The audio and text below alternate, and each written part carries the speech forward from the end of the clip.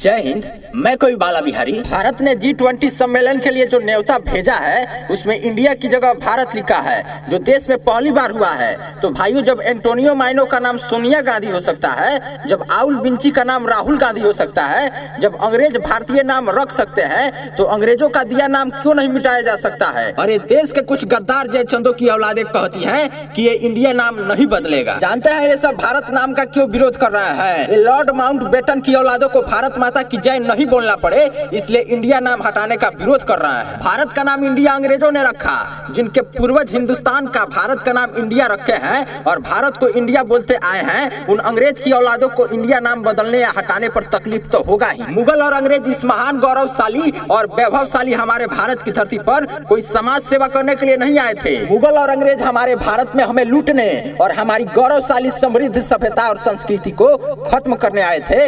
इन मुगलों और अंग्रेजों के आने से पहले अपना हिंदुस्तान सोने की चिड़िया था। हमारे यहाँ की न्याय व्यवस्था इतना सुदृढ़ था कि अपराध का प्रतिशत 0 था। और न्याय व्यवस्था से भी 100 कदम आगे की बात ये थी कि हमारे हिंदुस्तान, हमारे भारत के लोग इतने धार्मिक थे कि कोई भी अपराध करने से डरते थे। उस जमाने में राजा से लेकर रंग तक सभी लोग अपने स्थिति परिस्थिति के लिए अपने पाप पुण्य और अपने कर्मों को जिम्मेदार मानकर अपने जीवन से संतुष्ट थे। किसी से कोई शिकवा शिकायत नहीं थी। एक धनी जितना खुश और संतुष्ट था, ठीक वैसे ही एक गरीब भी खुश रहता था। यानी सब मिलाकर भारतवंशियों का यह देश भारत बहुत सुखी, संपन्न और समृद्ध था। लेकिन हमारी खुशहाली को भूखे नंगे फटेहाल मुगलों की नजर लग गई। छल कपट में निपुण आताताई हमारे भारत के सीधे साधे भोले भाले धार्मिक लोगों को लूटना और काटना शुरू कर दिए। आप लोगों को जान करके आश्चर्य होगा कि इन आताताई मुगलों के पास, इनके देश में ना खाने के लिए इनके पास रोटी था, ना पीने के लिए इनके पास स्वच्छ जल था। रोटी तो था ही नहीं और पानी भी उतना नहीं था जितना से वो नहा करके सूखी रोटी खा सके। और आज भी रोटी की समस्या तो नहीं है, लेकिन पानी की समस्या है। जरा सोचिए, आज से 1500 साल पहले उन आताताई कपटी मुगलों की क्या हालत होगी।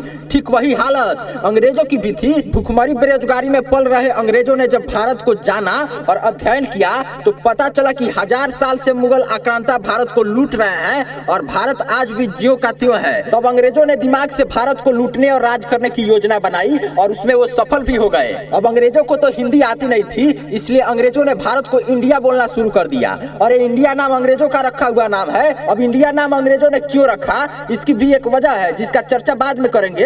अब असली मुद्दे पर आते हैं। अब आप बताइए कि जब अंग्रेजों ने भारत का नाम इंडिया रखा तो अंग्रेजों का रखा नाम इंडिया क्यों चर्चा में रहना चाहिए, क्यों आज भी भारत को इंडिया बोलना चाहिए। जब अंग्रेजों का बनाया गया संसद भवन बदल दिया गया, जब अंग्रेजों के बनाए गए सारे कानून बदले जा रहे हैं, जब अंग्रेजों की गुलामी की हर निशानियां मिटाई जा रही हैं, तो फिर इंडिया नाम क्यों नहीं मिटाना चाहिए। भारत के 140 करोड़ जनता में शायद ही कोई ऐसा स्वाभिमानी व्यक्ति होगा जो गुलामी का नाम और निशानी लेकर जीना पसंद करेगा। इस देश के नेता आखिर इस देश को क्या बनाना चाहते हैं, कहां लेकर जाना चाहते हैं। और ताजुब की बात यह है कि ऐसे नालायक भ्रष्ट लुटेरे नेताओं के सपोर्टर भी इस देश में मौजूद हैं। हम कैसे मान लें कि अंग्रेज चले गए। अंग्रेजों की तरह देश को लूटने वाले, भारतीय सभ्यता संस्कृति को बर्बाद करने वाले नेता तो अभी भी इस देश में हैं। इसलिए मेरे देशवासियों, अपने अच्छे बुरे की खुद आपको सोचना होगा। आपके खुद के भविष्य और आपके आने वाली पीढ़ी के भविष्य के बारे में आपको खुद निर्णय लेना होगा। वरना 70 साल से गरीबी और बेरोजगारी मिटाने वाले नेता और उनकी पार्टियां आज भी इस देश में है कि नमक हराम ही कहे जाएंगे वो नेता जो तड़पती बिलखती जनता की खिदमत नहीं करते, कि जिसने सीखा ही नहीं प्रेम और सद्भावना का सबक, वो अपनी सभ्यता और संस्कृति की हिफाजत नहीं करते। कि लानत है ऐसे नेताओं पर यारो जो अपने मातृभूमि से भी मोहब्बत नहीं करते। कि हम भ्रष्टाचारी नेताओं से, हुक्मरानों से बगावत करते हैं, हम गद्दारों से, मक्कारों से अदावत करते हैं। ये देश हमारा है, हम जीते हैं वतन के लिए। सच ये है कि हम हिंदुस्तान से मोहब्बत करते हैं। मित्रों, इस वीडियो को आप लोग अधिक से अधिक शेयर कीजिए और YouTube पे सर्च कीजिए कवि बाला बिहारी गोपालगंज और हमारे चैनल को तो तुरंत सब्सक्राइब कर लीजिए, क्योंकि जानते हैं देश हित में जो आपको कहीं सुनने को नहीं मिलेगा वो एकमात्र कवि बाला बिहारी के चैनल पर सुनने को मिलेगा। तो बिना देर किए हमारे चैनल को तुरंत सब्सक्राइब कर लीजिए। जय हिंद, जय भारत।